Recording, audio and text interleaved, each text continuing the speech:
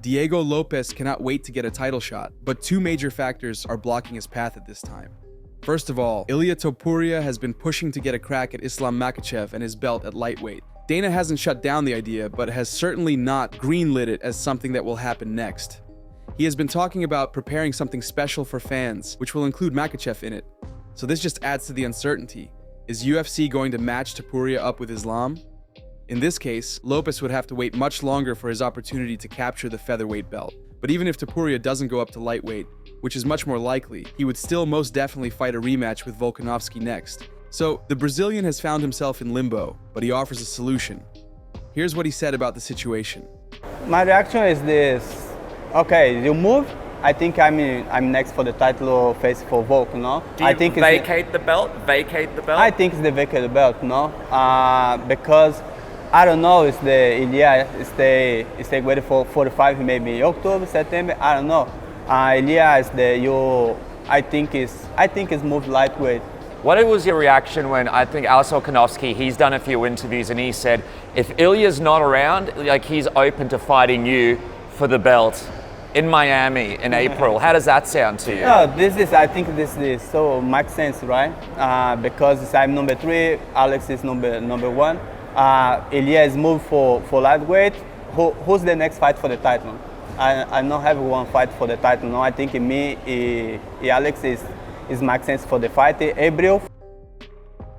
Kenny Florian gives his prediction on Jared Cannonier versus Gregory Rodriguez. The two middleweights will clash in the main event of another Apex Fight Night card and give some more clarity to the division's hierarchy with the outcome. Cannonier is coming off 2 losses in a row, which came by the hands of Caio Borralho and Nassourdine Imavov. At 40 years of age, the Killa Gorilla will look to attempt making one final run towards the title, but it will certainly be a difficult task to snap his skid by overcoming Rodriguez. Robocop is riding a 3-fight winning streak and has looked impressive lately. His wins in this period, however, don't include anybody who can be described as elite, so this weekend's matchup is a massive step up in the level of opposition for him. Kenny Florian predicts the outcome. That's the way I saw Gregory Rodriguez before, was like, I wasn't on that train. I wasn't sure, is this guy legit? Is he not? And yeah, sometimes his chin can be questionable. But right now, Cannonier, where he's at this point of his career, he can be rocked too. And I see Rodriguez just being kind of the fresher guy. I think physically a little bit more capable as well. And like Brian said, I think he's going to be way more capable if this fight does hit the ground. Not only with his positioning, but his ability to utilize ground and pound and submissions. And that's where he really has the advantage here against Cannonier. And yeah, give me Robocop. Robocop. Robocop. Kamaru Usman wants to see at least 2 more fights at middleweight for Dricus du Plessis. His first choice is the one that will most certainly take place next. The South African's second title defense against the undefeated Khamzat Chimaev will be one of the most anticipated fights of the year, and it's difficult not to get excited for that one. After that, Usman sees Nassourdine Imavov as the next challenge for du Plessis, assuming he successfully defends against Khamzat, of course. He lists a couple of more potential challengers, but explains why he thinks Imavov is the most dangerous one for du Plessis, next to Chimaev. Think about it. When you primarily stand up with, we saw how the stand-up was with Israel. When you primarily just stand up with Nassourdine Imavov, man, he might be the sharper guy besides Israel Adesanya right now with the striking in that division. So, I mean, you've got Nassourdine Imavov, you've got Israel, and you've got, sharp hands. I would have to go also with Brandon Allen's really, really good hands. So, I think definitely I want to see those 2 fights first. Khamzat Chimaev, potentially Nassourdine Imavov, then potentially move up. Because at that point, yes, you can say I've gone through that top 5 in that division. Yeah, I deserve to move up. Michael Bisping gets intimidated by Alex Pereira and Pelino when they interact with him in a confrontational manner. Bisping revealed that this happened recently in Australia. According to Michael, Alex gave him the death stare, while his coach shit-talked him over a firm handshake. Fighters being mad at commentators is a normal thing in this sport, and many times, the commentator gets surprised by a specific remark or general reaction from a fighter toward him, not remembering what he said that might have upset them. In Pereira's case, it might be that. or he just might dislike Bisping's personality in general.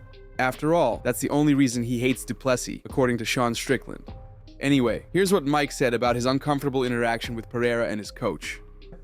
Friday night, Thursday night, I went out for dinner with Rebecca. We're walking back to the hotel. He's standing outside the front of the hotel with his translator, trainer, manager, whatever. You know who I'm talking about, Paulino Cruz. Paulino Cruz, yeah. Yeah, I'm walking over. I see him there. I'm like, hey, champ, good to see you. Shook his hand. He just looked at me like he wanted to kill me, right? And I was like, maybe he'd seen some of my analysis or something. And I know. Like it. And then I shook his translator's hand, and his translator, he's like, oh, firm handshake. I'm like a little shit talky as well. I'm like, what's going on, boys? I'm off to bed. Don't beat the out of me. Chael Sonnen is confused about Dricus du Plessis and doesn't know how to feel about him. The middleweight champion's effortless trash-talking skills first came onto our radar before his first fight with Sean Strickland. He delivered multiple lines at the press conference in his usual monotone style, which later caused Strickland to cry on a podcast and got to him emotionally. Then, Dricus had another heated rivalry with Israel Adesanya, and he also made him cry, this time during the press conference itself. So the du Plessis verbal warfare is a thing now, and Chael Sonnen is confused on how to feel about this. And it turns out Dricus is really charismatic. And he is saying some things that are so hot, and he's getting a pass. It looked like everybody put their swords down. And then Dricus went to the press conference.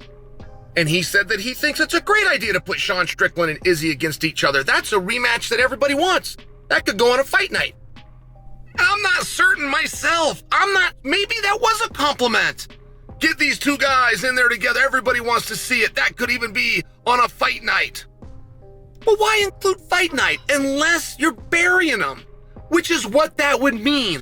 To take pay-per-view stars, proven main event, quantifiable stars, and to move them to fight night in our industry would be a great insult. And we know that he believes that. We know that because the only reason Dricus is in the spot he's in now is because the squeaky wheel got the grease when he spoke up about what, guys? What did he speak up about? Card placement. He brought to the public an argument that is only done behind the curtain. He pulled the curtain back and let all of you know how important placement is.